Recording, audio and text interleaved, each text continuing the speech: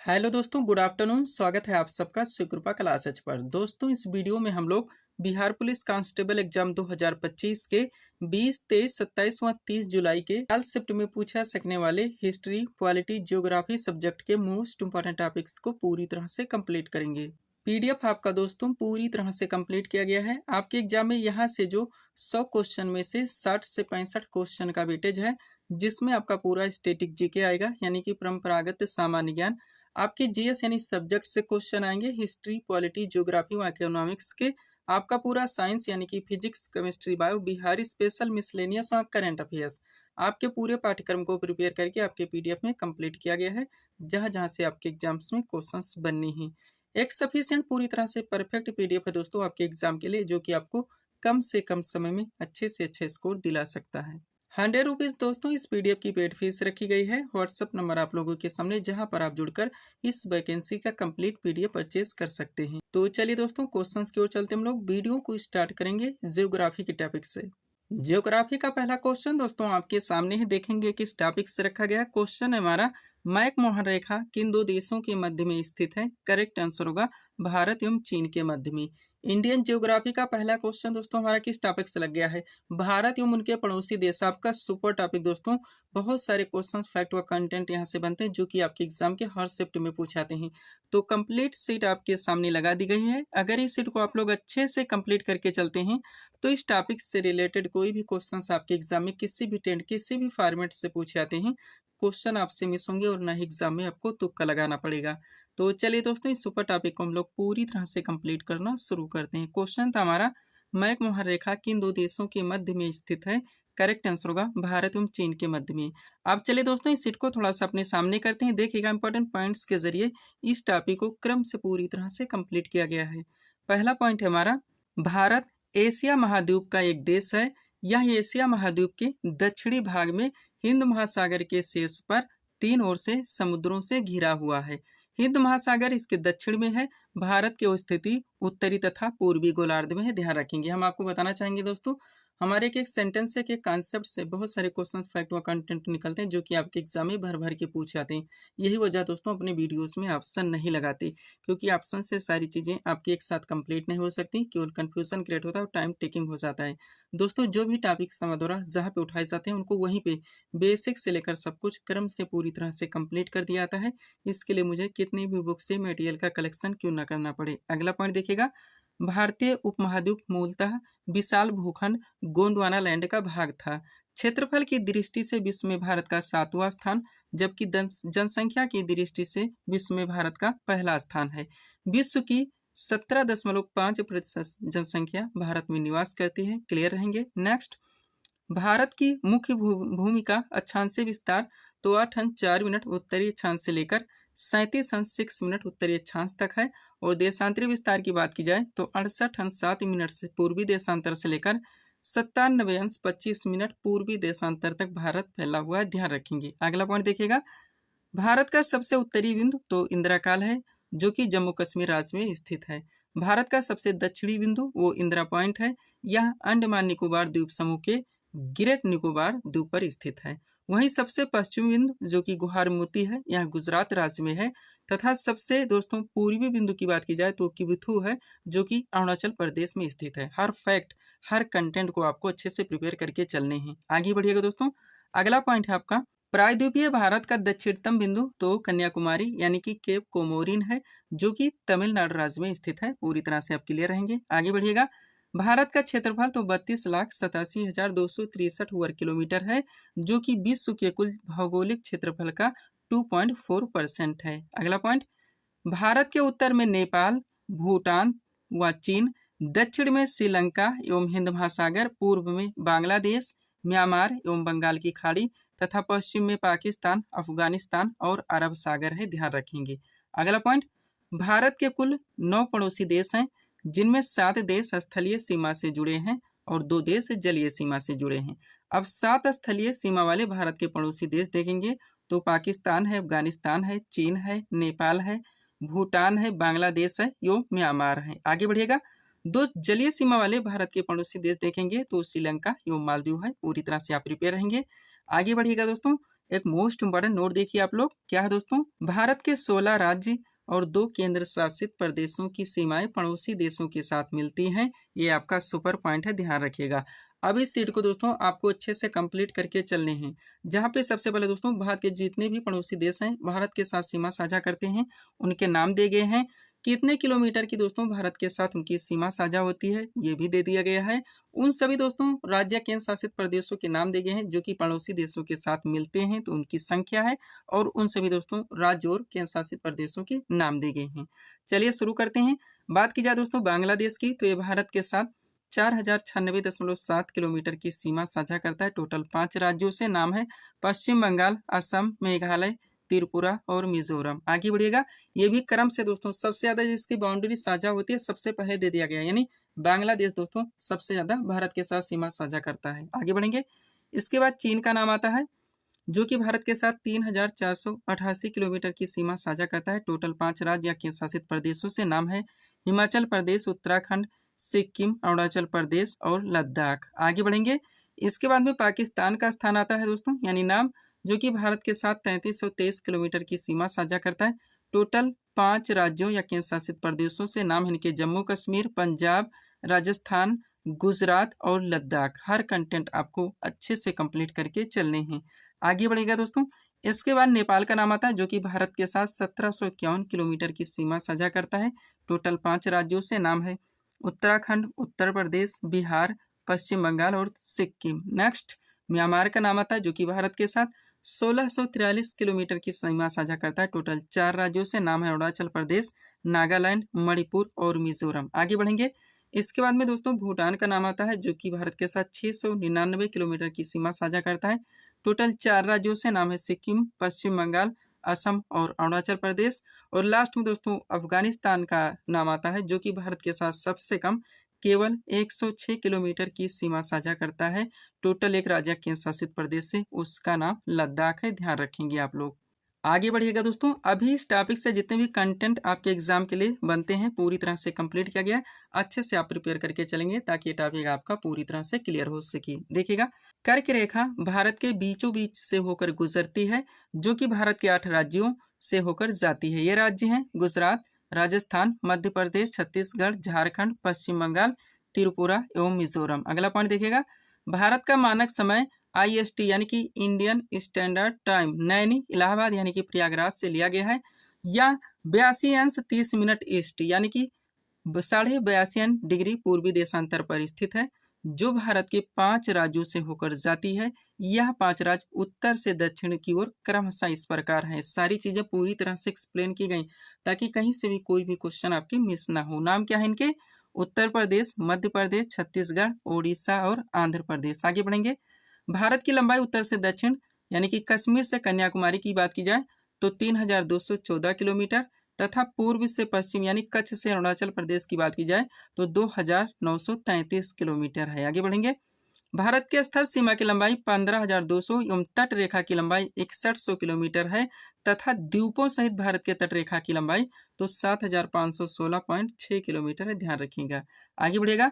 भारत को प्रशासनिक रूप से 28 राज्यों व 8 केंद्र शासित प्रदेशों में बांटा गया है, ध्यान रखेंगे आप लोग। आगे बढ़ते हैं। अगला पॉइंट क्या है दोस्तों आपका? क्षेत्रफल की दृष्टि से राजस्थान भारत का सबसे बड़ा राज्य, जबकि गोवा सबसे छोटा राज्य है। वर्ष 2011 की जनगणना के अनुसार भारत का जनसंख्या घनत्व तो 382 व्यक्ति प्रति वर्ग किलोमीटर है।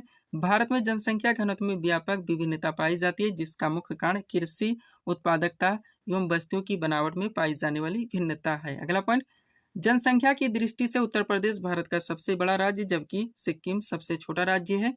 क्षेत्रफल की दृष्टि से लद्दाख सबसे बड़ा केंद्र शासित प्रदेश, जबकि लक्षद्वीप सबसे छोटा केंद्र शासित प्रदेश है। जनसंख्या की दृष्टि से दिल्ली सबसे बड़ा केंद्र शासित प्रदेश, जबकि लक्षद्वीप सबसे छोटा केंद्र शासित प्रदेश है। और भारत की जलवायु दोस्तों उष्णकटिबंधीय मानसूनी है, ये भी आप लोग ध्यान रखेंगे। आगे बढ़िएगा। अगला पॉइंट क्या है दोस्तों? भारत में कुल नगरों की संख्या लगभग 4000 है। भारत में सर्वाधिक नगरों वाला राज्य उत्तर प्रदेश है, जबकि मेघालय में सबसे कम नगर हैं। वहीं भारत में सर्वाधिक नगरीय जनसंख्या वाला राज्य तो महाराष्ट्र, ध्यान रखेंगे, जबकि सबसे कम नगरीय जनसंख्या दोस्तों वो सिक्किम में है। भारत का सबसे लंबा राष्ट्रीय राजमार्ग संख्या दोस्तों वो 44 है। जो कि श्रीनगर से कन्याकुमारी तक यानी कि 3745 किलोमीटर तक जाता है। और लास्ट पॉइंट टॉपिक का, भारत में रेल मार्ग की कुल लंबाई वर्ष 2022 के अनुसार दोस्तों तो 67,387 किलोमीटर ध्यान रखेंगे। तो ये टॉपिक दोस्तों यहाँ पे आपका पूरी तरह से कंप्लीट हो जाता है। पीडीएफ के लिए दोस्तों ये हमारा व्हाट्सएप नंबर लगा हुआ है। बढ़ेंगे दोस्तों हम लोग जियोग्राफी के अगले टॉपिक की ओर। इंडियन जियोग्राफी का अगला क्वेश्चन दोस्तों आपके सामने ही देखेंगे किस टॉपिक से रखा गया। क्वेश्चन है हमारा, बगलिहार जल विद्युत परियोजना किस नदी पर संचालित है? करेक्ट आंसर होगा चेनाब नदी पर। इंडियन जियोग्राफी का अगला क्वेश्चन दोस्तों आपका किस टॉपिक से लगा? जितनी भी दोस्तों जल विद्युत परियोजनाएं हैं या नदी घाटी परियोजनाएं या फिर दोस्तों बहुउद्देशीय परियोजनाएं, आपके एग्जाम में दोस्तों डायरेक्टली क्वेश्चन पूछे जाते हैं कि ये किस नदी पर स्थित है। तो यहाँ पे दोस्तों संबंधित नदी तट पर स्थित होने के साथ साथ ये किस राज्य या केंद्र शासित प्रदेश में पड़ते हैं ये भी पूरी तरह से मेंशन करके कंप्लीट सीट आपके सामने लगाई गई है। अच्छे से आप लोगों को प्रिपेयर करके चलने हैं। चलिए शुरू करते हैं हम लोग। क्वेश्चन था हमारा, बगलिहार जल विद्युत परियोजना किस नदी पर संचालित है? करेक्ट आंसर होगा चेनाब नदी पर। अब चलिए दोस्तों इस सीट को थोड़ा सा अपने सामने करते हैं। देखिएगा इंपॉर्टेंट पॉइंट्स के जरिए इस टॉपिक को क्रम से पूरी तरह से कंप्लीट किया गया है। थोड़ा सा बेसिक देखिए, बहुउद्देशीय परियोजनाएं वह होती हैं जिनका निर्माण एक से अधिक उद्देश्यों की पूर्ति के लिए किया जाता है। इसके अंतर्गत सिंचाई हो गया, जल विद्युत उत्पादन तथा बाढ़ नियंत्रण जैसे उद्देश्य प्रमुख होते हैं। ये योजनाएं निम्नवत हैं, ध्यान रखेंगे। सबसे पहले दोस्तों भारत की जितनी भी योजनाएं उनके नाम दे दिए गए हैं। उसके बाद ये किस नदी पर स्थित है ये भी दे दिया गया है, किस राज्य में पड़ते हैं ये भी मेंशन कर दिया गया है। चलिए स्टार्ट करते हैं। बात की जाए दोस्तों फरक्का परियोजना जो कि गंगा नदी पर है, ये दोस्तों पश्चिम बंगाल राज्य में पड़ता है। नेक्स्ट मराठी परियोजना की बात की जाए, मराठी दोस्तों नदी पर स्थित है जो कि पश्चिम बंगाल में पड़ता है। दामोदर घाटी परियोजना की बात की जाए दोस्तों, ये दामोदर नदी पर स्थित है जो कि झारखंड व पश्चिम बंगाल में पड़ता है। स्वर्णरेखा परियोजना की बात की जाए, स्वर्णरेखा नदी पर स्थित है दोस्तों जो कि झारखंड में पड़ता है। कोसी परियोजना की बात की जाए दोस्तों, ये कोसी नदी पर स्थित है जो कि बिहार और नेपाल दोनों क्षेत्र में पड़ जाता है, ध्यान रखेंगे आप लोग। आगे बढ़ते हैं। अगला आपका क्या दोस्तों, गंडक परियोजना मोस्टन जो कि गंडक नदी पर संचालित है। क्षेत्र की बात की जाए तो बिहार व उत्तर प्रदेश दोनों पड़ जाता है। रिहंद बांध परियोजना दोस्तों रिहंद नदी पर संचालित है, ये उत्तर प्रदेश में पड़ता है। टिहरी बांध परियोजना दोस्तों भागीरथी एवं भिलंगना नदी के संगम पर संचालित है जो कि उत्तर प्रदेश व झारखंड दोनों में इसका क्षेत्र पड़ जाता है। राजघाट परियोजना दोस्तों बेतवा नदी पर है, उत्तर प्रदेश व मध्य प्रदेश दोनों क्षेत्रों में आता है। माता टीला परियोजना बेतवा नदी पर स्थित है दोस्तों, उत्तर प्रदेश व मध्य प्रदेश दोनों क्षेत्रों में आता है। चंबल परियोजना दोस्तों चंबल नदी पर स्थित है, मध्य प्रदेश व राजस्थान में पड़ता है। सरदार सरोवर परियोजना दोस्तों नर्मदा नदी पर या मध्य प्रदेश, महाराष्ट्र, गुजरात व राजस्थान चार राज्यों में इनका क्षेत्र पड़ता है, ध्यान रखेंगे आप लोग। आगे बढ़ते हैं। अगला क्या है, इंदिरा गांधी नहर परियोजना जो कि सतलज व ब्यास के संगम पर संचालित है। क्षेत्र की बात की जाए तो हरियाणा एवं राजस्थान है। भाखड़ा नांगल परियोजना सतलज नदी पर संचालित है। क्षेत्र दोस्तों हिमाचल प्रदेश व पंजाब है। थीनबाथ परियोजना दोस्तों रावी नदी पर है, ये पंजाब राज्य में पड़ता है। हीराकुंड जल विद्युत परियोजना दोस्तों महानदी पर संचालित है जो कि ओडिशा में पड़ता है। शिव समुद्रम परियोजना दोस्तों कावेरी नदी पर संचालित है, कर्नाटक में पड़ता है। महात्मा गांधी परियोजना दोस्तों श्रावती नदी पर संचालित है, कर्नाटक में पड़ता है। तुंगभद्रा परियोजना दोस्तों तुंगभद्रा नदी पर संचालित है और क्षेत्र की बात की जाए तो कर्नाटक और आंध्र प्रदेश पड़ता है, ध्यान रखेंगे आप लोग। आगे बढ़िएगा। अगला पॉइंट क्या दोस्तों, श्री सेलम परियोजना जो कि कृष्णा नदी पर संचालित है, आंध्र प्रदेश में पड़ता है। नागार्जुन सागर परियोजना कृष्णा नदी पर संचालित है, यह आंध्र प्रदेश में पड़ता है, दोनों ध्यान रखेंगे। उकाई परियोजना ताप्ती नदी पर संचालित है, गुजरात में पड़ता है। बगलिहार जल विद्युत परियोजना चेनाब नदी पर संचालित है, जम्मू कश्मीर पर पड़ता है।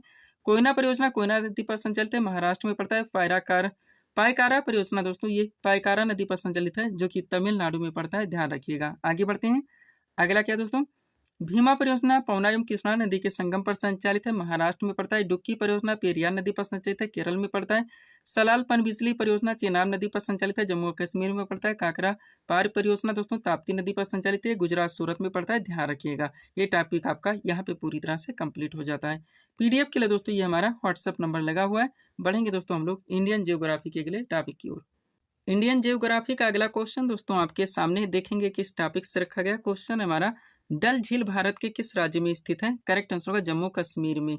इंडियन जियोग्राफी का अगला क्वेश्चन दोस्तों हमारा किस टॉपिक से लग गया है, भारत की जितनी भी दोस्तों झीलें डाकले आपके एग्जाम में क्वेश्चन बनते हैं दोस्तों, ये किस राज्य केंद्र शासित प्रदेश में स्थित है। इसके अलावा बहुत सारे क्वेश्चन दोस्तों और भी यहाँ से पूछे जाते हैं, तो सब कुछ पूरी तरह से कंप्लीट करके सीट आपके सामने लगाई गई है। अच्छे से आप लोगों को प्रिपेयर करके चलने हैं। चलिए शुरू करते हैं हम लोग। क्वेश्चन था हमारा, डल झील भारत के किस राज्य में स्थित है? करेक्ट आंसर होगा जम्मू कश्मीर में। अब चलिए दोस्तों इस सेट को थोड़ा सा अपने सामने करते हैं। देखिएगा इंपॉर्टेंट पॉइंट्स के जरिए इस टॉपिक को क्रम से पूरी तरह से कंप्लीट किया गया है। पहला पॉइंट, झील पानी का एक बड़ा जलाशय होता है जो चारों ओर से भूमि से घिरा होता है। यह एक बड़ा प्राकृतिक जल निकाय है जो नदी या अन्य जल स्रोतों से पानी प्राप्त करता है लेकिन महासागर का हिस्सा नहीं होता है। ये झील के बारे में दोस्तों बेसिक चीजें थी। अब यहाँ से एक एक पॉइंट आप लोग कंप्लीट करेंगे। पहला पॉइंट, चिल्का झील जो कि ओडिशा में स्थित है, भारत की सबसे बड़ी खारे पानी की झील है, क्लियर रहेंगे। जबकि बुलर झील जो कि जम्मू कश्मीर में है, यह भारत की मीठे पानी की सबसे बड़ी झील है। आगे बढ़ेंगे। लोनार झील जो कि महाराष्ट्र में है, इसके बारे में माना जाता है दोस्तों कि यह उल्का पिंड से बने खड्डे से निर्मित है। वहीं उकाई झील दोस्तों जो कि गुजरात में है, यह ताप्ती नदी पर स्थित मानव निर्मित झील है, ध्यान रखेंगे। लोकटक झील जो कि मणिपुर में पड़ता है, पूर्वोत्तर भारत की मीठे पानी की सबसे बड़ी झील है। वहीं अष्टमुदी झील की बात की जाए दोस्तों, जो कि केरल के कोल्लम राज्य में स्थित है, इसका लोकेशन भी बार बार पूछाता है। नेक्स्ट, भारत में मानव निर्मित सबसे बड़ी झील तो गोविंद वल्लभ पंत सागर है, जो रिहंद बांध परियोजना यानी उत्तर प्रदेश का जलाशय है, ध्यान रखेंगे आप लोग। आगे बढ़िएगा। अगला पॉइंट दोस्तों आपका, भारत की सबसे ऊंची हिमानी निर्मित झील तो गढ़वाल हिमालय में स्थित देवताल झील है, ये पॉइंट भी आप लोग ध्यान रखेंगे। अब इस सीट को दोस्तों आपको अच्छे से क्लियर करके चलने हैं, जहाँ पे दोस्तों भारत के जितने भी झील हैं लोकेशन आपको बताने होते हैं अपने एग्जाम में कि ये किस राज्य के शासित प्रदेश में स्थित है, पूरी तरह से कंप्लीट किया गया। देखिएगा पॉइंट है हमारा, भारत की प्रमुख झीलें एवं संबंधित राज्य, एक तरफ इन सभी झीलों के नाम दिए गए हैं, दूसरी तरफ संबंधित राज्य के नाम दिए गए हैं। बात की जाए चिल्का झील दोस्तों तो ये उड़ीसा में स्थित है। सांभर झील दोस्तों राजस्थान में स्थित है। हुसैन सागर झील आंध्र प्रदेश में स्थित है। डल झील दोस्तों ये जम्मू कश्मीर में स्थित है। बुलर झील की बात की जाए ये भी जम्मू कश्मीर में स्थित है, ध्यान रखेंगे आप लोग। आगे बढ़िएगा। अगला क्या दोस्तों, डीडवाना झील जो कि राजस्थान में स्थित है। कोलेरू झील ये आंध्र प्रदेश में स्थित है। पुलिकट झील दोस्तों तमिलनाडु में स्थित है। शेषनाग झील जम्मू कश्मीर में स्थित है। बेम्बनाथ झील केरल में स्थित है। लोनार झील महाराष्ट्र में स्थित है। लोकटक झील मणिपुर में स्थित है। फुलहर झील दोस्तों ये उत्तर प्रदेश में स्थित है, ध्यान रखेंगे आप लोग। आगे बढ़िएगा। अगला क्या दोस्तों आपका, कयाल झील बार बार पूछा था, केरल में स्थित है। अष्टमुदी झील केरल में स्थित है। साल्ट लेक दोस्तों ये कोलकाता में स्थित है। सुकना झील चंडीगढ़ में स्थित है। मानसबल झील दोस्तों जम्मू कश्मीर में स्थित है। और लास्ट है उमियम झील जो कि मेघालय में स्थित है, ध्यान रखेंगे आप लोग। ये टॉपिक आपका यहाँ पे पूरी तरह से कंप्लीट हो जाता है। अच्छे से आपको प्रिपेयर करके चलने हैं। पीडीएफ के लिए हमारा व्हाट्सएप नंबर लगा हुआ है। बढ़ेंगे दोस्तों हम लोग इंडियन जियोग्राफी के अगले टॉपिक की ओर। इंडियन जियोग्राफी का अगला क्वेश्चन दोस्तों आपके सामने देखेंगे किस टॉपिक से रखा गया। क्वेश्चन हमारा, शिव समुद्रम जलप्रपात भारत के किस राज्य में स्थित है? करेक्ट आंसर होगा कर्नाटक राज्य में। इंडियन जियोग्राफी का अगला क्वेश्चन दोस्तों हमारा किस टॉपिक से रखा गया है? जितने भी दोस्तों भारत के जलप्रपात हैं डायरेक्टली आपके एग्जाम में क्वेश्चन पूछे जाते हैं दोस्तों कि ये किस राज्य में स्थित है, और भी बहुत सारे टेंट से दोस्तों यहाँ पे क्वेश्चन बनते हैं। तो कंप्लीट सीट लगाई गई है, अच्छे से आप लोगों को प्रिपेयर करके चलने हैं। चलिए शुरू करते हैं हम लोग। क्वेश्चन था हमारा, शिव समुद्रम जलप्रपात भारत के किस राज्य में स्थित है? करेक्ट आंसर होगा कर्नाटक राज्य में। आप चलिए दोस्तों इस सेट को थोड़ा सा अपने सामने करते हैं। देखिएगा इंपॉर्टेंट पॉइंट्स के जरिए इस टॉपिक को क्रम से पूरी तरह से कंप्लीट किया गया है। पहला पॉइंट, जलप्रपात उस स्थल को कहते हैं जहां नदी का पानी पहाड़ की चट्टान से नीचे भूमि पर गिरता है। अगर पानी सामान्य मात्रा में और कम ऊंचाई से भूमि पर गिरता है तो उसे जलप्रपात कहते हैं, और अगर नदी का पानी अधिक मात्रा में और अधिक ऊंचाई से गिरता है तो उसे महाजलप्रपात कहा जाता है। क्लियर रहेंगे, ये आपकी बेसिक चीजें थी। अब यहाँ से देखिए, भारत का सबसे ऊंचा जलप्रपात वो कुंचिकल जलप्रपात है जो कि 455 मीटर दोस्तों ऊंचा है। वरही नदी पर ये दोस्तों निर्मित है। नेक्स्ट, झारखंड की राजधानी रांची को भारत में झरनों के शहर के रूप में जाना जाता है, और चित्रकूट जलप्रपात को भारतीय नियाग्रा के नाम से भी जाना जाता है, ध्यान रखेंगे आप लोग। आगे बढ़िएगा।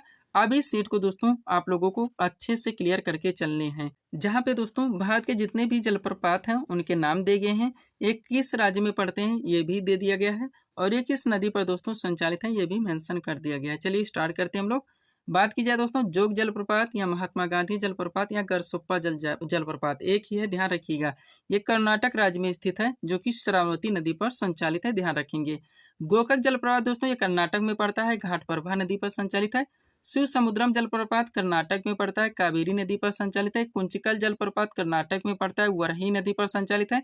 दूध सागर जलप्रपात दोस्तों गोवा में पड़ता है, ये मांडवी नदी पर संचालित है। आगे बढ़ेंगे हम लोग। अगला क्या है दोस्तों आपका, धुआंधार जलप्रपात बार बार पूछाता है दोस्तों, ये मध्य प्रदेश में पड़ता है, नर्मदा नदी पर संचालित है। दुग्धधारा जलप्रपात मध्य प्रदेश में पड़ता है, नर्मदा नदी पर संचालित है। कपिल धारा जलप्रपात मध्य प्रदेश में ही पड़ता है, नर्मदा नदी पर संचालित है। पाताल पानी जलप्रपात ये भी मध्य प्रदेश में पड़ता है, चंबल नदी पर संचालित है। मंदहार जलप्रपात दोस्तों ये भी मध्य प्रदेश में पड़ता है, सेलर नदी पर संचालित है। चित्रकूट जलप्रपात दोस्तों छत्तीसगढ़ में पड़ता है, इंद्रावती नदी पर संचालित है। हुंडू जलप्रपात दोस्तों झारखंड में पड़ता है, सोनरेखा नदी पर संचालित है। और चचाई जलप्रपात दोस्तों ये मध्य प्रदेश में पड़ता है जो कि बिहार नदी पर संचालित है, ध्यान रखेंगे आप लोग। आगे बढ़ते हैं। अगला क्या है दोस्तों आपका सहस्त्रधारा जलप्रपात जो कि मध्य प्रदेश में पड़ता है, नर्मदा नदी पर संचालित है। रनेह जलप्रपात दोस्तों मध्य प्रदेश में पड़ता है, के नदी पर संचालित है। दर्दी जलप्रपात दोस्तों मध्य प्रदेश में पड़ता है, नर्मदा नदी पर संचालित है। भीमलत जलप्रपात दोस्तों राजस्थान में पड़ता है, मांगली नदी पर संचालित है। मेनाल जलप्रपात दोस्तों राजस्थान में पड़ता है, मेलान नदी पर संचालित है। लास्ट आपका डुडुमा जलप्रपात जो कि उड़ीसा में पड़ता है, ये मचकुंड नदी पर संचालित है। ध्यान रखेंगे आप लोग। तो ये टॉपिक दोस्तों आपका यहाँ पे पूरी तरह से कंप्लीट हो जाता है। पीडीएफ के लिए दोस्तों ये हमारा व्हाट्सएप नंबर लगा हुआ है, जहां पर आप जुड़कर इस वैकेंसी का कंप्लीट पीडीएफ परचेस कर सकते हैं। बढ़ेंगे दोस्तों हम लोग अगले टॉपिक की ओर। हिस्ट्री का अगला क्वेश्चन दोस्तों हमारे सामने देखेंगे किस टॉपिक से रखा गया। क्वेश्चन है हमारा भारत का प्रथम गवर्नर जनरल कौन था। करेक्ट आंसर होगा लॉर्ड विलियम बेंटिक, जिनका कार्यकाल था 1828 से लेकर 1835 ईस्वी तक। मॉडर्न हिस्ट्री का अगला क्वेश्चन दोस्तों हमारा किस टॉपिक से लग गया। भारत के गवर्नर जनरल, आपका सुपर टॉपिक दोस्तों, ये भी आपका मॉडर्न हिस्ट्री का टॉपिक है और दोस्तों पॉलिटी का भी टॉपिक है। तो परफेक्ट सीट दोस्तों आपके सामने लगाई गई है, जहां पे दोस्तों आप लोग बंगाल के गवर्नर से लेकर, यानी कि बंगाल के गवर्नर, बंगाल के गवर्नर जनरल, भारत के गवर्नर जनरल, भारत के वायसराय एवं अंतिम वायसराय, स्वतंत्र भारत के प्रथम एवं अंतिम भारतीय गवर्नर जनरल व इनके द्वारा जितने भी प्रावधान किए गए सब कुछ पूरी तरह से कंप्लीट करके ये सीट आपके सामने लगाई गई है। अगर इस सीट को आप अच्छे से क्लियर करके चलते हैं तो यकीन कीजिएगा दोस्तों आप अपने एग्जाम्स के लिए बहुत सारे क्वेश्चंस फैक्ट व कंटेंट से एक साथ पूरी तरह से प्रिपेयर रहेंगे। सब कुछ आपके पीडीएफ में भी पूरी तरह से मेंशन है। सारे क्लासेस के वीडियोस के टॉपिक्स भी आपके पीडीएफ में पूरी तरह से ऐड किए गए हैं। तो चलिए दोस्तों इस सुपर टॉपिक को हम लोग पूरी तरह से कंप्लीट करना शुरू करते हैं। क्वेश्चन था हमारा भारत का प्रथम गवर्नर जनरल कौन था। करेक्ट आंसर होगा लॉर्ड विलियम बेंटिक, जिनका कार्यकाल था 1828 से लेकर 1835 ईस्वी तक। अब चलिए दोस्तों इस सीट को थोड़ा सा अपने सामने करते हैं। देखिएगा इंपॉर्टेंट पॉइंट्स के जरिए इस टॉपिक को क्रम से पूरी तरह से कंप्लीट किया गया है। स्टार्ट करते हम लोग लॉर्ड क्लाइव से, जिनका दो कार्यकाल था दोस्तों, एक 1757 से 1760 और दूसरा था 1765 से लेकर 1767 ईस्वी तक। फैक्ट देखिए, लॉर्ड क्लाइव बंगाल का प्रथम गवर्नर था, क्लियर रहेंगे। इन्हें 1764 ईस्वी में बंगाल का गवर्नर नियुक्त किया गया। लॉर्ड क्लाइव ने 1765 में अवध के नवाब शुजाउद्दौला एवं शाह आलम के साथ इलाहाबाद की संधि की। 23 जून 1757 ईस्वी में क्लाइव के नेतृत्व में अंग्रेजों ने बंगाल के नवाब सिराजुद्दौला को प्लासी की युद्ध में हराकर अंग्रेजी आधिपत्य कायम किया। पूरी तरह से हर फैक्ट से आप क्लियर रहेंगे ताकि कोई भी क्वेश्चन कहीं से आपके मिस ना हो। अब इनके बाद में आते हैं दोस्तों वारेन हेस्टिंग्स, जिनका कार्यकाल था 1772 से लेकर 1785 ईस्वी तक। पहला पॉइंट देखिएगा, यह 1772 ईस्वी में बंगाल का गवर्नर बना तथा रेगुलेटिंग एक्ट जो कि 1773 ईस्वी में पारित हुआ था दोस्तों, के ब्रिटिश पार्लियामेंट द्वारा पारित कर देने के बाद इन्हें गवर्नर जनरल बनाया गया, यानी बंगाल का गवर्नर जनरल बनाया गया। और एक पॉइंट है, रेगुलेटिंग एक्ट 1773 ईस्वी के तहत कलकत्ता में एक सुप्रीम कोर्ट की स्थापना की गई थी। ध्यान रखेंगे आप लोग, हर फैक्ट आप अच्छे से प्रिपेयर करके चलेंगे। आगे बढ़िएगा। इनके बाद में कौन आते हैं दोस्तों, लॉर्ड कॉर्नवालिस, जिनका कार्यकाल था 1786 से लेकर 1793 ईस्वी तक। पहला पॉइंट देखिएगा, इनके समय में ही तृतीय मैसूर युद्ध जो कि 1789 से 1792 तक चला तथा टीपू सुल्तान के साथ श्रीरंगपट्टनम की संधि जो कि 1792 में हुई थी, ये सारी चीजें की गई थी। लॉर्ड कॉर्नवालिस के कार्यकाल में ही 1793 में बंगाल में अस्थायी बंदोबस्त लागू किया गया। बार बार पूछा था कि इनके कार्यकाल में, तो लॉर्ड कॉर्नवालिस कब, 1793। कॉर्नवालिस ने पुलिस सुधार के अंतर्गत जिलों की सीमा तय कर जिलों में पुलिस थानों की स्थापना करके एक दरोगा को इसका इंचार्ज बनाया। अतः इन्होंने ही भारत में पुलिस प्रशासन की शुरुआत की। बार बार पूछा था। कॉर्नवालिस को भारत में प्रशासनिक सेवा यानी सिविल सर्विसेज का जनक माना जाता है और लॉर्ड कॉर्नवालिस का मकबरा गाजीपुर उत्तर प्रदेश में स्थित है। ये भी आप लोग ध्यान रखेंगे। आगे बढ़िएगा। अब इनके बाद में आते हैं दोस्तों लॉर्ड वेलेजली, जिनका कार्यकाल था 1798 से 1805 ईस्वी तक। पॉइंट देखिएगा यहाँ से, लॉर्ड वेलेजली ने कलकत्ता में नागरिक सेवा में भर्ती किए गए युवकों को प्रशिक्षित करने के लिए फोर्ट विलियम कॉलेज की स्थापना की। लॉर्ड वेलेजली को बंगाल का शेर उपनाम से भी जाना जाता था। चतुर्थ मैसूर युद्ध जो कि 1799 में हुआ, जिसमें टीपू सुल्तान पराजित होकर मारा गया, अंग्रेजों ने वेलेजली के नेतृत्व में लड़ा था व लॉर्ड वेलेजली ने ही भारतीय राज्यों को अंग्रेजी राजनीतिक परिधि में लाने के लिए सहायक संधि प्रणाली का प्रयोग किया था। ये भी आप लोग ध्यान रखेंगे। आगे बढ़िएगा। अब इनके बाद में आते हैं दोस्तों लॉर्ड विलियम बेंटिक, कार्यकाल था इनका 1828 से लेकर 1835 ईस्वी तक। पॉइंट देखिएगा, भारत के पहले governor general Lord William Bentinck थे। क्लियर रहेंगे। सबसे पहले हम लोग कलेक्ट किए दोस्तों बंगाल के गवर्नर, फिर बंगाल के गवर्नर जनरल, अब आ चुके हैं भारत के गवर्नर जनरल पर। तो पॉइंट देखिएगा, लॉर्ड विलियम बेंटिक को चार्टर अधिनियम 1833 के तहत भारत का प्रथम गवर्नर जनरल बनाया गया। लॉर्ड विलियम बेंटिक के सामाजिक सुधारों में सर्वाधिक महत्वपूर्ण 1829 ईस्वी में रेगुलेशन 17, जिसके द्वारा सती प्रथा को गैर कानूनी घोषित किया गया। बेंटिक ने कर्नल स्लीमन तथा स्थानीय रियासतों की सहायता से ठगी प्रथा समाप्त की तथा बाल हत्या को भी दोस्तों प्रतिबंधित किया। ध्यान रखेंगे आप लोग, आगे बढ़िएगा। अब इनके बाद में आते हैं दोस्तों Lord Charles Metcalfe, most important, कार्यकाल था 1835 से 1836। पॉइंट देखिएगा, इसने प्रेस एक्ट 1835 पारित किया, बार बार पूछाता है, जिसके तहत भारतीय समाचार पत्रों पर आरोपित नियंत्रण को समाप्त कर दिया गया। चार्ल्स मेटकाफ को भारतीय प्रेस का मुक्तिदाता कहा जाता है। ये क्वेश्चन बार बार पूछा था, क्लियर रहेंगे। आगे बढ़िएगा, अगले आते हैं दोस्तों लॉर्ड डलहौजी। बहुत सारे कंटेंट यानी कि क्वेश्चन यहाँ से निकलते हैं। कार्यकाल था 1848 से 1856। पहला पॉइंट, हड़प सिद्धांत, जिसे कि दोस्तों डॉक्ट्रिन ऑफ लैप्स भी कहा था, लागू होने के समय भारत के गवर्नर जनरल तो लॉर्ड डलहौजी थे। इन्हीं के कार्यकाल में विलय का सिद्धांत के तहत सतारा, जैतपुर, संभलपुर, बघाट, उदयपुर, झांसी, नागपुर राज्यों पर कुशासन का आरोप लगाकर अंग्रेजी राज्य में मिला लिया गया। डलहौजी के व्यक्ति के सिद्धांत के आधार पर विलय की गई प्रथम रियासत वो सतारा थी। सैन्य सुधारों के अंतर्गत डलहौजी ने तोपखाने के मुख्यालय को कलकत्ता से मेरठ स्थानांतरित किया तथा सेना का मुख्यालय शिमला में स्थापित किया। ध्यान रखेंगे। शिक्षा संबंधी सुधारों में डलहौजी ने 1854 ईस्वी के वुड डिस्पैच को लागू किया। प्राथमिक शिक्षा से लेकर विश्वविद्यालय स्तर तक की शिक्षा के लिए व्यापक योजना बनाई गई। नेक्स्ट, एक स्वतंत्र विभाग के रूप में 1854 ईस्वी में लोक सेवा विभाग की स्थापना की। सत्येंद्र टैगोर दोस्तों भारतीय सिविल सेवा के लिए योग्यता अर्जित करने वाले प्रथम भारतीय थे, आप लोग जानते होंगे।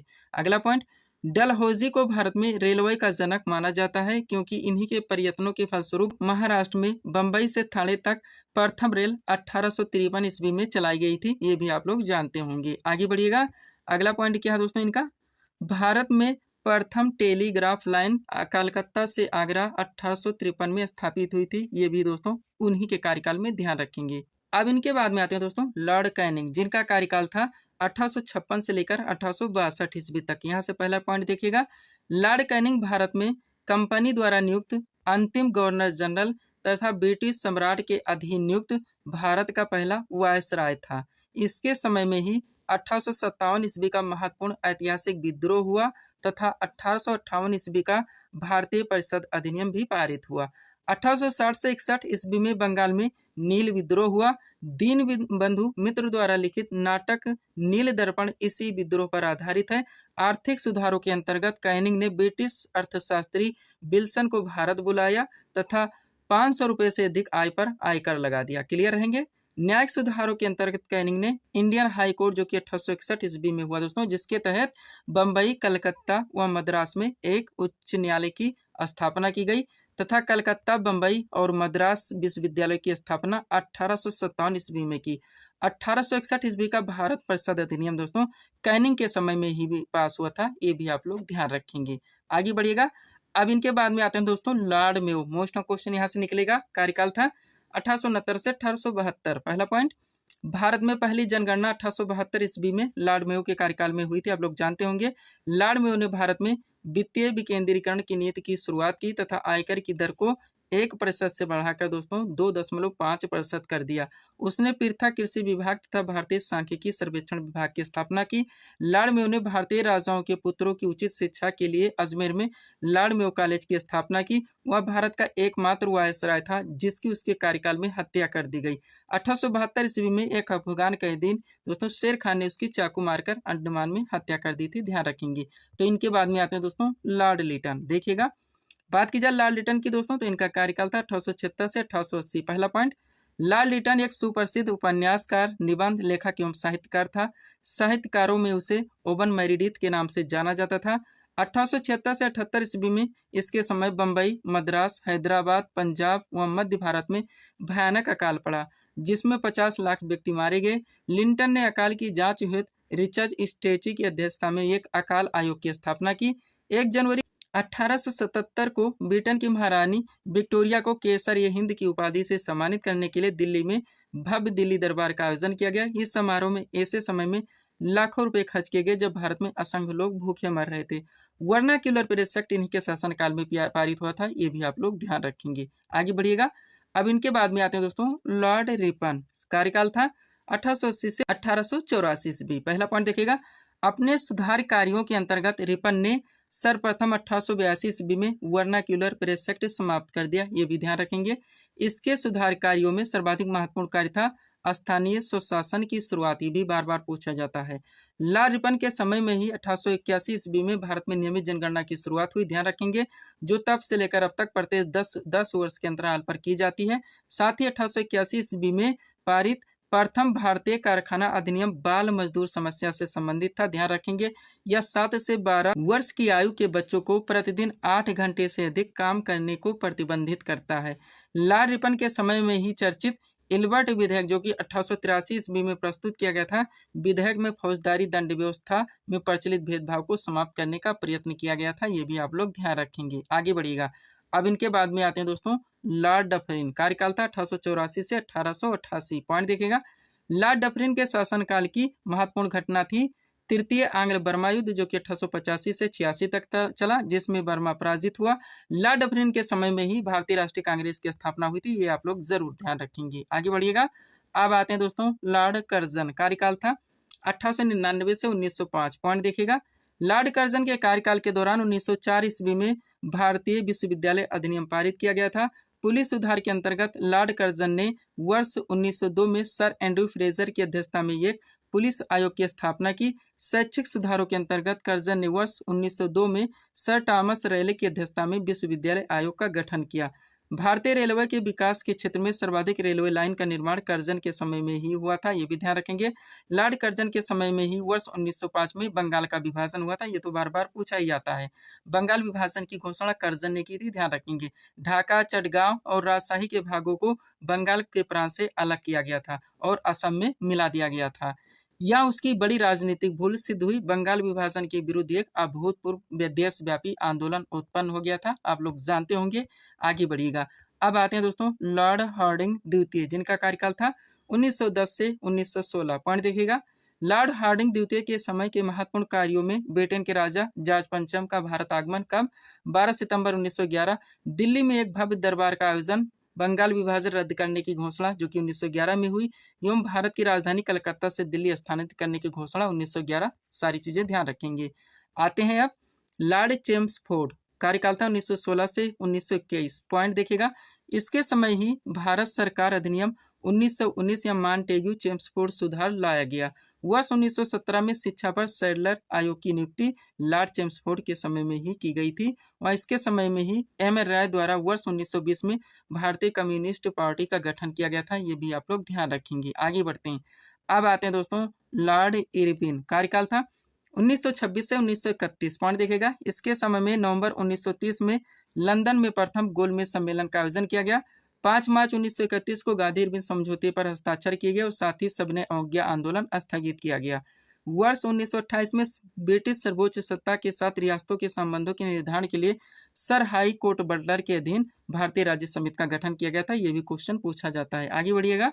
अब आते हैं लॉर्ड वेलिंगटन, कार्यकाल था 1931 से 1936। पॉइंट देखिएगा, इसके काल में द्वितीय तृतीय गोलमेज सम्मेलन का आयोजन एवं सांप्रदायिक अधिनिर्णय की घोषणा एवं पूना समझौता संपन्न हुआ था, ध्यान रखेंगे। आगे लॉर्ड लिनल थगो, कार्यकाल था 1936 से 1944। पॉइंट देखिएगा, द्वितीय विश्व युद्ध का प्रारंभ जो कि 1 सितंबर 1939 इसी के काल में हुआ। अंग्रेजों द्वारा अगस्त प्रस्ताव की घोषणा एवं क्रिप्स मिशन भारत आया, ये सारी चीजें दोस्तों लॉर्ड लिनन थगो के कार्यकाल में हुआ था, ध्यान रखेंगे। आगे बढ़िएगा। अब लास्ट आते हैं दोस्तों लॉर्ड माउंटबेटन, मोस्ट इंपॉर्टेंट, कार्यकाल था 1947 से 1948। पहला पॉइंट, यह भारत का अंतिम वायसराय तथा स्वतंत्र भारत का प्रथम गवर्नर जनरल था, जिसने 3 जून 1947 को यह घोषणा की कि भारत और पाकिस्तान के रूप में भारत का विभाजन ही समस्या का हल है। भारतीय स्वतंत्रता विधेयक ब्रिटिश संसद में जुलाई 1947 में प्रधानमंत्री एटनी द्वारा प्रस्तुत किया गया। विधेयक के अनुसार भारत और पाकिस्तान 2 स्वतंत्र राष्ट्रों के निर्माण की बात कही गई, ध्यान रखेंगे। अब इसको भी देख लीजिए। चक्रवर्ती राजगोपालाचारी कार्यकाल था 1948 से 1950। दोस्तों लॉर्ड माउंटबेटन की वापसी के बाद 21 जून 1948 को चक्रवर्ती राजगोपालाचारी भारत के गवर्नर जनरल बनाए गए। वह स्वतंत्र भारत के प्रथम व अंतिम भारतीय गवर्नर जनरल थे, आप लोग जानते हैं। इसके बाद में दोस्तों देश आजाद हो गया और ये पद समाप्त कर दिया गया। तो ये टॉपिक आपका यहाँ पे पूरी तरह से कंप्लीट हो जाता है। पीडीएफ के लिए दोस्तों ये हमारा व्हाट्सएप नंबर लगा हुआ है, जहाँ पर आप जुड़कर इस वैकेंसी का कंप्लीट पीडीएफ परचेस कर सकते हैं। तो चलेंगे दोस्तों हम लोग हिस्ट्री के अगले टॉपिक की ओर। मॉडर्न हिस्ट्री का अगला क्वेश्चन दोस्तों आपके सामने ही देखेंगे किस टॉपिक से रखा गया। क्वेश्चन है हमारा 1857 ईस्वी के विद्रोह का नेतृत्व लखनऊ से किसने किया था? करेक्ट आंसर होगा बेगम हजरत महल ने। मॉडर्न हिस्ट्री का अगला क्वेश्चन दोस्तों हमारा किस टॉपिक से लग गया? 1857 ईस्वी की क्रांति को लेकर आया हो। आप लोग जानते हैं आपका सुपर टॉपिक है, बहुत सारे क्वेश्चन फैक्ट और कंटेंट यहाँ से बनते हैं जो कि आपके एग्जाम में ऑलरेडी पूछाते हैं। तो कंप्लीट सीट आपके सामने लगी हुई है, अच्छे से आप लोगों को रिवाइज करके चलने हैं। चलिए शुरू करते हैं हम लोग। क्वेश्चन था हमारा 1857 ईस्वी के विद्रोह का नेतृत्व लखनऊ से किसने किया था? करेक्ट आंसर होगा बेगम हजरत महल ने। आप चलिए दोस्तों इस सीट को थोड़ा सा अपने सामने करते हैं, देखिएगा इंपॉर्टेंट पॉइंट्स के जरिए इस टॉपिक को क्रम से पूरी तरह से कंप्लीट किया गया है। पहला पॉइंट है हमारा 29 मार्च 1857 ईस्वी को मंगल पांडे, आप जानते हैं इनका नाम इनके साथ जुड़ा हुआ है, नामक एक सैनिक ने बैरकपुर में गाय की चर्बी मिले कारतूसों को मुंह से काटने से स्पष्ट मना कर दिया। फलस्वरूप उन्हें गिरफ्तार कर 8 अप्रैल 1857 को फांसी दे दी गई। दोस्तों ध्यान दीजिएगा, जहां पे हम डेट मेंशन करते हैं आप प्रिपेयर रहिए, क्वेश्चन कंटिन्यू बनते हैं इसलिए हमारे द्वारा मेंशन कर दिया जाता है। अगला पॉइंट, मंगल पांडे का संबंध 34वीं नेटिव इन्फेंट्री यानी एनआई से था। डाकले आपके एग्जाम में क्वेश्चन बनते हैं कि मंगल पांडे किस बटालियन के सिपाही थे? तो ये 34वीं बटालियन के सिपाही थे। अगला पॉइंट, 10 मई 1857, डेट जरूर ध्यान रखेंगे के दिन मेरठ लोकेशन बार बार पूछा ही जाता है, रिवाइज रखेंगे कि पैदल टुकड़ी यानी 20 एनआई से 1857 ईस्वी की क्रांति की शुरुआत हुई। 1857 ईस्वी की क्रांति के समय भारत के मुगल सम्राट तो बहादुर शाह जफर यानी कि बहादुर शाह द्वितीय थे। वह 1857 ईस्वी की क्रांति के समय भारत के गवर्नर जनरल लॉर्ड कैनिंग थे, आप लोग जानते हैं, अभी हम लोग कंप्लीट कर चुके हैं। अब आगे बढ़ते हैं दोस्तों, इस सीट को आप लोगों को अच्छे से कंप्लीट करके चलने, जहाँ पे दोस्तों 1857 ईस्वी की क्रांति से रिलेटेड दोस्तों इस क्रांति के दोस्तों जो प्रमुख नेतृत्व करता थे, आपके एग्जाम में डायरेक्टली क्वेश्चन पूछा थे दोस्तों कि कहाँ से इस विद्रोह का नेतृत्व किसने किया था, पूरी तरह से कंप्लीट करेंगे। देखिएगा पॉइंट हमारा 1857 ईस्वी की महान क्रांति के प्रमुख केंद्र और संबंधित नेतृत्वकर्ता। सबसे पहले सभी केंद्रों के नाम दिए, प्रमुख नेतृत्वकर्ता के नाम दिए, विद्रोह कब हुआ था ये भी मेंशन कर दिया गया है। चलिए देखते हैं। बात की जाए दिल्ली से दोस्तों, तो दिल्ली से 1857 ईस्वी के विद्रोह का नेतृत्व किसने किया था? बहादुर शाह जफर ने। वहाँ बख्त खान ने सैन्य नेतृत्व किया था, ये भी आप लोग ध्यान रखें। और हुआ कब था दोस्तों? 11 मई 1857 को। कानपुर से दोस्तों 1857 ईस्वी के विद्रोह का नेतृत्व नाना साहब ने किया था। तात्या टोपे ने सैन्य नेतृत्व किया था। हुआ कब था? तो 5 जून 1857 को। लखनऊ से दोस्तों बेगम हजरत महल वहाँ ब्रिजेश कादिर ने किया था 4 जून 1857 को। झांसी से रानी लक्ष्मीबाई ने किया था 4 जून 1857 को। जगदीशपुर से कुंवर सिंह व अमर सिंह ने किया था। आप जानते हैं दोस्तों ये आपके बिहार स्पेशल से भी जुड़ जाता है। हुआ कब था? 12 जून 1857 को।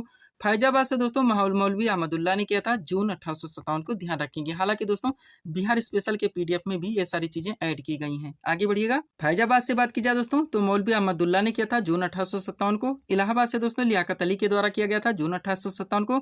बरेली से दोस्तों खान बहादुर खान ने किया था जून 1857 में। और फतेहपुर से दोस्तों 1857 ईस्वी के विद्रोह का नेतृत्व आजिमुल्लाह ने किया था जून 1857 में, ध्यान रखेंगे। ये टॉपिक आपका यहाँ पे पूरी तरह से कंप्लीट हो जाता है। पीडीएफ के लिए दोस्तों ये हमारा व्हाट्सएप नंबर लगा हुआ है। बढ़ेंगे दोस्तों हम लोग हिस्ट्री के अगले टॉपिक की ओर। मॉडर्न हिस्ट्री का अगला क्वेश्चन दोस्तों आपके सामने देखेंगे किस टॉपिक से रखा गया। क्वेश्चन हमारा आर्य समाज की स्थापना किसने की थी? करेक्ट आंसर होगा स्वामी दयानंद सरस्वती ने। मॉडर्न हिस्ट्री का अगला क्वेश्चन दोस्तों हमारा किस टॉपिक से लग गया दोस्तों? महत्वपूर्ण सामाजिक एवं धार्मिक आंदोलन और समाज सुधारक। आपका सुपर टॉपिक दोस्तों आपके एग्जाम में डायरेक्टली क्वेश्चन बनते हैं कि आर्य समाज की स्थापना किसके द्वारा की गई थी? ब्रह्म समाज की स्थापना किसके द्वारा की गई थी? रामकृष्ण मिशन की स्थापना किसके द्वारा की गई थी? सत्य शोधक समाज की स्थापना किसके द्वारा की गई थी? ये सब कहाँ पे हुए थे दोस्तों, कब हुए थे? तो सब कुछ पूरी तरह से क्रम से कंप्लीट करके परफेक्ट सीट आपके सामने लगाई गई है। अच्छे से आप लोगों को प्रिपेयर करके चलने हैं। चलिए शुरू करते हैं हम लोग। क्वेश्चन था हमारा आर्य समाज की स्थापना किसने की थी? करेक्ट आंसर होगा स्वामी दयानंद सरस्वती ने। आप चलिए दोस्तों इस सीट को थोड़ा सा अपने सामने करते हैं, देखिएगा इंपॉर्टेंट पॉइंट्स के जरिए इस टॉपिक को क्रम से पूरी तरह से कंप्लीट किया गया है। पहला पॉइंट, राजा राम मोहन राय को भारतीय पुनर्जागरण का जनक कहा जाता है, क्लियर रहेंगे। ब्रह्म समाज की स्थापना राजा राम मोहन राय द्वारा 20 अगस्त 1828 को कलकत्ता में की गई, जिसका उद्देश्य तत्कालीन हिंदू समाज में व्याप्त बुराइयों, सती प्रथा, बहुविवाह, वेश्यागमन, जातिवाद व अस्पृश्यता आदि को समाप्त करना था। अगला पॉइंट, राजा राम मोहन राय ने 1815 ईस्वी में आत्मीय सभा की स्थापना की। 1825 ईस्वी में इन्होंने वेदांत कॉलेज की स्थापना की। इन्होंने हिंदू कॉलेज खोलने में डेविड हेयर का सहयोग किया। इन्होंने सती प्रथा के विरुद्ध आंदोलन चलाया तथा पाश्चात्य शिक्षा के प्रति अपना समर्थन दिया। ये सारे फैक्ट से आप लोग क्लियर रहेंगे। आगे बढ़िएगा। अब बात करेंगे दोस्तों आर्य समाज की। देखिएगा तो आर्य समाज की स्थापना स्वामी दयानंद सरस्वती द्वारा 1875 ईस्वी में बंबई में की गई, जिसका प्रमुख उद्देश्य वैदिक धर्म को पुनः शुद्ध रूप से स्थापित करने, भारत को धार्मिक, सामाजिक व राजनीतिक रूप से एक सूत्र में बांधने एवं पाश्चात्य प्रभाव को समाप्त करने का प्रयास करना था। इन्होंने अपने उपदेशों में मूर्ति पूजा, बहुदेववाद, अवतारवाद, पशुबलि, श्राद्ध, जंत्र तंत्र, मंत्र, झूठे कर्मवाद आदि की आलोचना की तथा पुनः वेदों की ओर लौटो का नारा दिया और शुद्धि आंदोलन चलाया। उनके विचारों का संकलन, उनकी कृति सत्यार्थ प्रकाश जो कि 1833 में हुई थी दोस्तों, में मिलता है। आप लोग जानते होंगे, सारे सुपर कंटेंट हैं, ध्यान रखेंगे। आगे बढ़िएगा। अब आता है दोस्तों रामकृष्ण मिशन की बात करेंगे।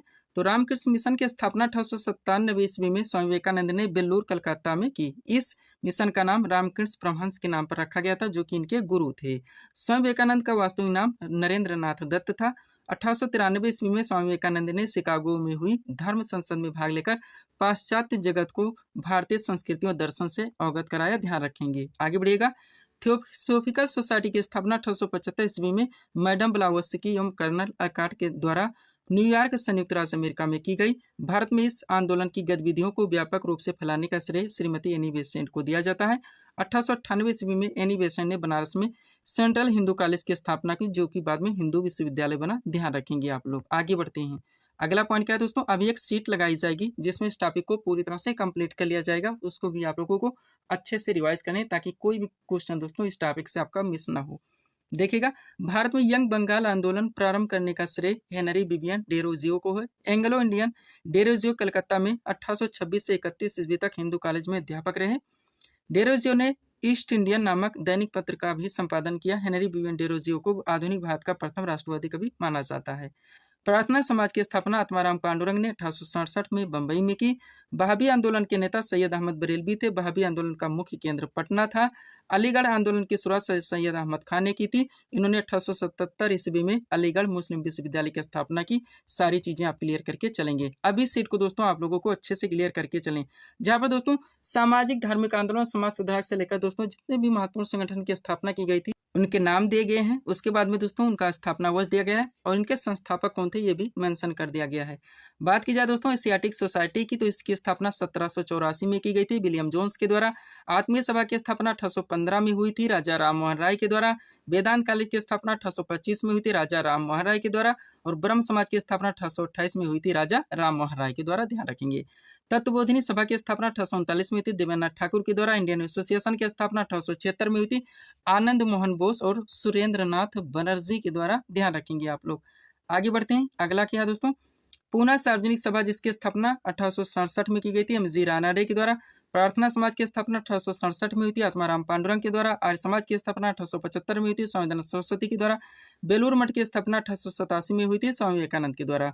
और रामकृष्ण मिशन की स्थापना 1897 में हुई थी भी स्वामी विवेकानंद के द्वारा। ध्यान रखेंगे।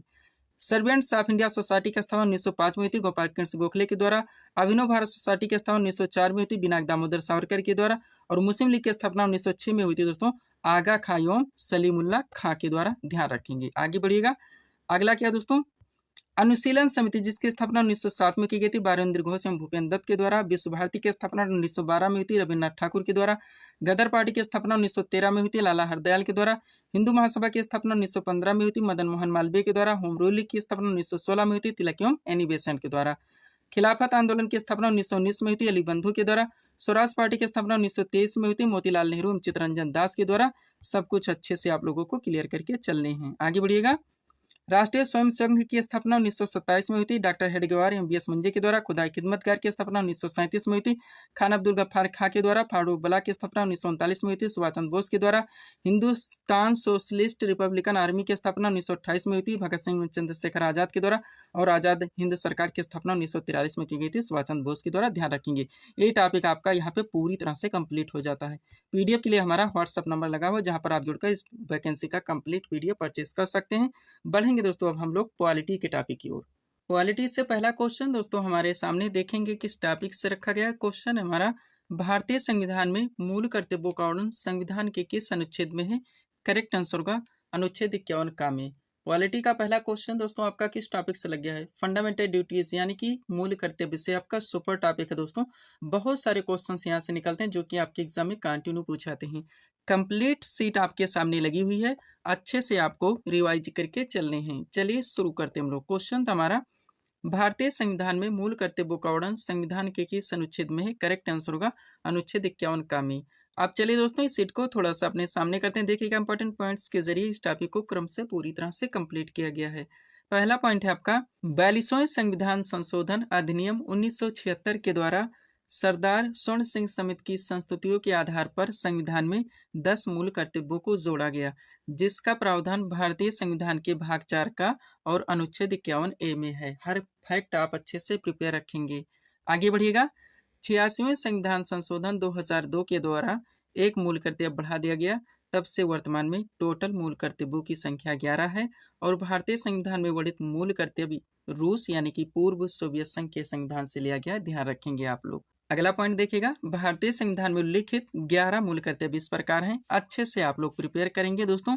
अलग अलग ट्रेंड से सारी चीजें आपके एग्जाम में पूछी जाती है। कॉन्सेप्चुअल भी दोस्तों ये क्वेश्चन आपके एग्जाम में पूछ लिया जाता है, तो ध्यान देंगे। सबसे पहला मूल कर्तव्य है दोस्तों, संविधान का पालन करें और उसके आदर्शों, संस्थाओं, राष्ट्रध्वज और राष्ट्रगान का आदर करें। नेक्स्ट, स्वतंत्रता के लिए हमारे राष्ट्रीय आंदोलन को प्रेरित करने वाले उच्च आदर्शों को हृदय में संजोए रखें और उसका पालन करें। नेक्स्ट, तीसरा मूल कर्तव्य, भारत के संप्रभुता, एकता और अखंडता की रक्षा करें और उसे अक्षुण्ण बनाए रखें। आगे बढ़िएगा। देश की रक्षा करें एवं आह्वान किए जाने पर राष्ट्र की सेवा करें, ये आपका चौथा मूल कर्तव्य है। आगे बढ़िएगा। पांचवा मूल कर्तव्य दोस्तों, भारत के सभी लोगों में समरसता और समान भ्रातृत्व की भावना का निर्माण करें, जो धर्म, भाषा और प्रदेश या वर्ग पर आधारित सभी भेदभाव से परे हो। ऐसी प्रथाओं का त्याग करें जो स्त्रियों के सम्मान के विरुद्ध है। आगे बढ़िएगा। छठा मूल कर्तव्य, हमारी सामाजिक यानी कि कंपोजिट संस्कृति की गौरवशाली परंपरा का महत्व समझें और उसका परिरक्षण करें। सातवां मूल कर्तव्य, प्राकृतिक पर्यावरण की जिसके अंतर्गत वन, झील, नदी और वन्य जीव हैं, इनकी रक्षा करें और उनका संवर्धन करें तथा दोस्तों प्राणी मात्र के प्रति दया भाव रखें। नेक्स्ट, आठवां मूल कर्तव्य, वैज्ञानिक दृष्टिकोण, मानववाद और ज्ञानार्जन तथा सुधार की भावना का विकास करें। ध्यान रखेंगे। आगे बढ़िएगा। 9 मूल कर्तव्य है दोस्तों, सार्वजनिक संपत्ति को सुरक्षित रखें और हिंसा से दूर रहें। 10वां मूल कर्तव्य, व्यक्तिगत और सामूहिक गतिविधियों के सभी क्षेत्रों में उत्कर्ष की ओर बढ़ने का सतत प्रयास करें, जिससे राष्ट्र निरंतर बढ़ते हुए प्रयत्न और उपलब्धि की नई ऊंचाइयों को छू ले। और लास्ट है हमारा 11वां मूल कर्तव्य, जो कि 86वें संविधान संशोधन 2002 के द्वारा जोड़ा गया था। देखिएगा, 86वें संविधान संशोधन 2002 के द्वारा भारतीय संविधान के अनुच्छेद 51 का के अंतर्गत एक नया मूल कर्तव्य जोड़ा गया, जिसके अनुसार 6 से 14 वर्ष की आयु के बच्चों के माता पिता का यह कर्तव्य होगा कि वह अपने बच्चों को शिक्षा प्राप्त करने हेतु अवसर प्रदान करें। ध्यान रखेंगे आप लोग। तो ये टॉपिक दोस्तों आपका यहाँ पे पूरी तरह से क्लियर हो जाता है। पीडीएफ के लिए हमारा व्हाट्सएप नंबर लगा हुआ है। बढ़ेंगे दोस्तों हम लोग पॉलिटी के अगले टॉपिक की ओर। पॉलिटी का अगला क्वेश्चन दोस्तों आपके सामने देखेंगे किस टॉपिक से रखा गया। क्वेश्चन है हमारा, राज्य के नीति निदेशक तत्व यानी कि डीपीएसपी का प्रावधान भारतीय संविधान के किस अनुच्छेद में। करेक्ट आंसर होगा अनुच्छेद 36 से लेकर 51 तक। पॉलिटी का अगला क्वेश्चन दोस्तों हमारा किस टॉपिक से लग गया है। डीपीएसपी यानी कि राज्य के नीति निदेशक तत्व से बहुत सारे कंटेंट यहाँ से हैं दोस्तों, जो कि आपके एग्जाम में पूरी तरह से ट्रेंड में रहते हैं और हर शिफ्ट में पूछे जाते हैं। तो कंप्लीट सीट आपके सामने लगाई गई है, अच्छे से आप लोगों को प्रिपेयर करके चलने हैं। चलिए शुरू करते हैं हम लोग। क्वेश्चन था हमारा, राज्य के नीति निदेशक तत्व यानी कि डीपीएसपी का प्रावधान भारतीय संविधान के किस अनुच्छेद में। करेक्ट आंसर होगा अनुच्छेद 36 से लेकर 51 तक। आप चलिए दोस्तों इस सेट को थोड़ा सा अपने सामने करते हैं। देखिएगा इंपॉर्टेंट पॉइंट्स के जरिए इस टॉपिक को पूरी तरह से कंप्लीट किया गया है। पहला पॉइंट है हमारा, राज्य के नीति निदेशक तत्व यानी कि डीपीएसपी का प्रावधान भारतीय संविधान के भाग 4 और अनुच्छेद 36 से लेकर 51 तक है। आगे बढ़िएगा। राज्य के नीति निदेशक तत्व यानी कि डीपीएसपी का उद्देश्य एक कल्याणकारी राज्य की स्थापना करना है जिसमें सामाजिक और आर्थिक न्याय की व्यवस्था है। आगे बढ़ेंगे। इनका लक्ष्य नागरिकों के लिए बेहतर जीवन स्तर सुनिश्चित करना और सामाजिक आर्थिक लोकतंत्र को बढ़ावा देना है। ये राज्य को अपने नागरिकों के सामाजिक और आर्थिक विकास के लिए दिशा निर्देश प्रदान करते हैं, ध्यान रखेंगे। अगला पॉइंट, भारतीय संविधान में वर्णित नीति निर्देशक तत्व यानी कि डीपीएसपी का प्रावधान आयरलैंड के संविधान से लिया गया है, ये भी आप लोग ध्यान रखेंगे। आगे बढ़ेंगे दोस्तों। अब यहाँ पे दोस्तों इस सीट को आप लोगों को अच्छे से कंप्लीट करने हैं, जहाँ पे राज्य के नीति निर्देशक तत्व से संबंधित जितने भी प्रावधान वो आर्टिकल के साथ किए गए हैं क्रम से पूरी तरह से कंप्लीट किया गया है। देखिएगा, पॉइंट हमारा राज्य के नीति निर्देशक तत्व यानी कि डीपीएसपी का प्रावधान इस प्रकार है। एक तरफ दोस्तों इनसे संबंधित जितने आर्टिकल हैं वो दिए गए हैं, दूसरी तरफ दोस्तों इन आर्टिकल से संबंधित जितने प्रावधान हैं वो भी पूरी तरह से क्लियर कर दिए गए हैं। चलिए स्टार्ट करते हैं। बात की जाए 36 की दोस्तों, जहां से राज्य के नीति निर्देशक तत्व यानी कि डीपीएसपी स्टार्ट होता है, तो 36 में दोस्तों इस अनुच्छेद में राज्य के नीति निर्देशक तत्व यानी कि डीपीएसपी की परिभाषा दी गई है, क्लियर रहेंगे। अनुच्छेद 37 की बात की जाए तो इसमें स्पष्ट किया गया है कि डीपीएसपी को किसी भी न्यायालय द्वारा निष्पादित नहीं किया सकेगा यानी कि लागू नहीं किया सकेगा। 38 की बात की जाए तो इसमें दोस्तों राज्य लोक कल्याण की वृद्धि के लिए सामाजिक व्यवस्था बनाना तथा भारतीय नागरिकों को सामाजिक, आर्थिक एवं राजनीतिक न्याय प्रदान करना, इसका प्रावधान किया गया है, ध्यान रखेंगे। आगे बढ़ेंगे। अनुच्छेद 39 आपका मोस्ट इंपॉर्टेंट रहेगा। इसमें क्या प्रावधान है देखिए दोस्तों, तो राज्य का यह कर्तव्य है कि वह समान कार्य के लिए समान वेतन प्रदान करे। डाकली आपके एग्जाम में क्वेश्चन बनते हैं दोस्तों, आपका सुपर क्वेश्चन है कि समान कार्य के लिए समान वेतन का प्रावधान भारतीय संविधान के किस अनुच्छेद में है, तो 39 में है, ध्यान रखेंगे। आगे बढ़िएगा। इसके अंतर्गत निम्न प्रावधानों का उल्लेख किया गया है। राज्य सभी को समान न्याय उपलब्ध कराने के लिए नागरिकों को निःशुल्क कानूनी सहायता उपलब्ध कराएगा। नेक्स्ट, राज्य सार्वजनिक धन का स्वामित्व एवं प्रबंधन इस प्रकार करे जिससे वह सार्वजनिक हित का सर्वोत्तम साधन बन सके और राज्य को निर्देश करता है कि वह धन को समान वितरण का प्रावधान करें जिससे समाजवादी संकल्पना को बल मिल सके, ध्यान रखेंगे। आर्टिकल 40 भी मोस्ट हमारे दोस्तों, इसके अंतर्गत राज्यों को निर्देश दिया गया है कि वह ग्राम पंचायत की स्थापना करें। आपका सुपर क्वेश्चन है, ध्यान रखिएगा। आगे बढ़ते हैं। आर्टिकल 49 की बात की जाए तो इसके अंतर्गत राज्य का यह दायित्व है कि वह कुछ दशाओं में नागरिकों को कार्य, शिक्षा और जन स्वास्थ्य पाने का अधिकार सुनिश्चित करे। आर्टिकल 42 की बात की जाए, इसके अंतर्गत राज्य काम की न्याय संगत और मानवीय परिस्थितियों को सुनिश्चित करने और प्रसूति सहायता के लिए प्रावधान करे। अनुच्छेद 43 में दोस्तों इसके अंतर्गत राज्य का दायित्व है कि वह शिष्ट जीवन स्तर तथा सामाजिक और सांस्कृतिक अवसर का प्रावधान करेगा। अनुच्छेद 44 मोस्ट इंपॉर्टेंट, राज्य से अपेक्षा की जाती है कि वह सभी नागरिकों के लिए एक समान सिविल संहिता यानी कि यूसीसी का प्रावधान करेगा, ध्यान रखेंगे। ये आपका करंट का भी मुद्दा है, आप जानते होंगे। अनुच्छेद 45 की बात की जाए तो इसके अंतर्गत राज्य को यह निर्देश दिया गया है कि वह 6 से 14 वर्ष तक की आयु के बच्चों को निःशुल्क एवं अनिवार्य शिक्षा के अवसर उपलब्ध कराए। अनुच्छेद 46, इसके अंतर्गत अनुसूचित जातियों, अनुसूचित जनजातियों और अन्य दुर्बल वर्गों को शिक्षित और आर्थिक अभिवृद्धि करना राज्य का कर्तव्य होगा, इसका प्रावधान किया गया। अनुच्छेद 47, राज्य का यह दायित्व है कि वह लोगों के जीवन स्तर को ऊंचा उठाने हेतु उनके पोषाहार तथा जन स्वास्थ्य में सुधार करे। आगे बढ़ेंगे। 48 की बात की जाए, इसके अंतर्गत राज्य का यह दायित्व है कि कृषि और पशुपालन को प्रोत्साहन दे तथा गोवध का परिषेध करे, ध्यान रखेंगे आप लोग। आगे बढ़ते हैं। 49 मोस्ट इंपॉर्टेंट है, देखिएगा। इसके अंतर्गत राज्य का यह दायित्व है कि राष्ट्रीय महत्व के स्मारकों, स्थानीय वस्तुओं को संरक्षण प्रदान करे। 50, इसके अंतर्गत राज्य का यह दायित्व है कि कार्यपालिका से न्यायपालिका का पृथक्करण सुनिश्चित करे। और 51 की बात की जाए, इसके अंतर्गत राज्य का यह दायित्व है कि वह अंतर्राष्ट्रीय शांति और सुरक्षा की अभिवृद्धि के लिए प्रयास करे, ध्यान रखेंगे आप लोग। चलिए थोड़ा सा नोट देखिए दोस्तों, ताकि ये टॉपिक आपका पूरी तरह से कंप्लीट हो सके। पहला पॉइंट, नीति निर्देशक तत्वों को न्यायालय द्वारा लागू नहीं किया सकता, ध्यान रखेंगे। नीति निर्देशक तत्व राज्य को कुछ सकारात्मक कार्य करने की सलाह देते हैं। नीति निर्देशक तत्वों को नैतिक शक्ति प्राप्त है। नीति निर्देशक तत्वों का उद्देश्य सामाजिक एवं आर्थिक लोकतंत्र की स्थापना करना है। नीति निर्देशक तत्व असीमित है एवं इन पर प्रतिबंध नहीं लगाया सकता। लास्ट पॉइंट है, नीति निर्देशक तत्वों का निलंबन किसी भी स्थिति में नहीं किया सकता, ध्यान रखेंगे। ये टॉपिक आपका यहाँ पे पूरी तरह से कंप्लीट हो जाता है। तो दोस्तों यहीं पे इस वीडियो को हम विराम देना चाहेंगे, नहीं तो आपका वीडियो काफ़ी लंबा खिंच जाएगा। तो मिलते हैं दोस्तों हम आपको अपने अगले वीडियोस में। Thanks for watching.